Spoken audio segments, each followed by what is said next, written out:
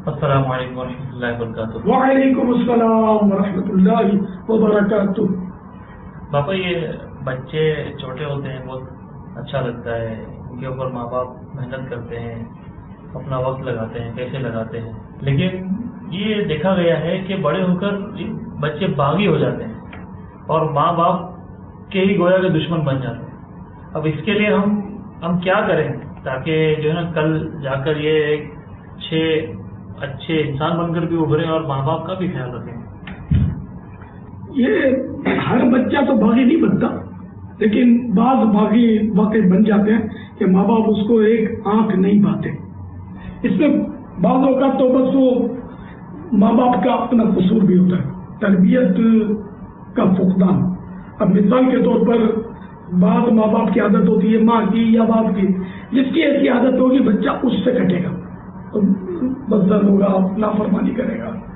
تو جیسے کہ یہ عادت ہے کہ بات بات پہ اس کو ٹوکا، تو وہ بھلے ایک دن کا بچہ ہے، اس کی بھی ایک طرح کی حس ہوتی ہے، آہستہ آہستہ وہ بھی اس کو قبول کرتا ہے۔ اب یہ کہ اس کو بار بار ٹوکیں گے، ابھی بولتا نہیں ہے مگر اس کے اندر جمع ہو رہا ہے سب اسٹاک، جو بڑا ہوگا یہ پھٹتا ہے، یوں سمجھو نکلتا ہے اس کے منہ سے۔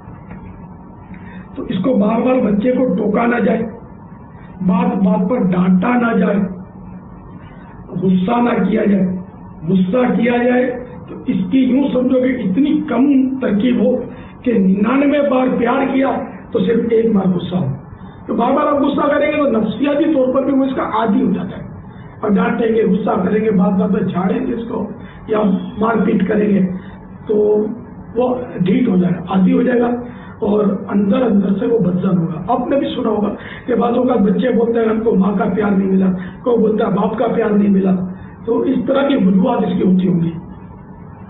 تو اس لیے بچوں کو پیار بھی دے اور اس کی نفسیات کے مطابق اس کو چلائے، اس کی ضرورت کی چیزیں اتنی بھی نہ دیں کہ یہ بالکل ہی مطلب ضدی ہو جائے، ہر بات اس کے ہر ضد پوری نہیں کرنی ہوتی، لیکن کچھ دینا بھی ہوتا ہے۔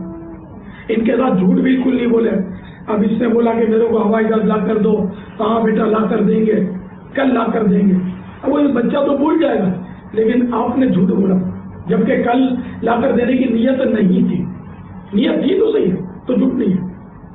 اسی طرح جھوٹ نہ بولے، یہ نہ کہ بیٹی آ گئی اور بہو آ گیا، تو کھوٹا کچھ ہوتا نہیں ہے۔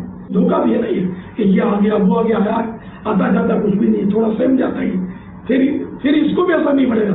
بار بار اگر آپ نے کہیں گے یہ آ گیا وہ آ گیا، اثر نہیں پڑے گا۔ اس طرح مطلب ہے کہ اگر اس کو نرمی سے، پیار سے، پھر اس کو اللہ اللہ سکھلائیں، ذکر اللہ سکھائیں، لا الہ الا اللہ کہنا سکھائیں، قرآن کریم کی تعلیم دیں، تو نعت شریف پڑھنا سکھائیں، اس کو دینی تعلیم دیں۔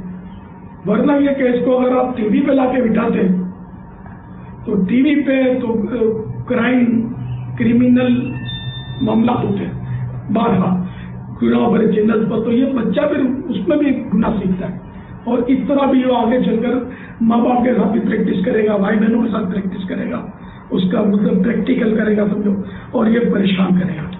تو بچے کو مطلب اگر آپ چاہتے ہیں کہ یہ آپ کی فرما برداری کرے، آپ کی خدمت کرے، تو پھر اس کی عین شریعت کے مطابق تربیت کرنی ہوگی۔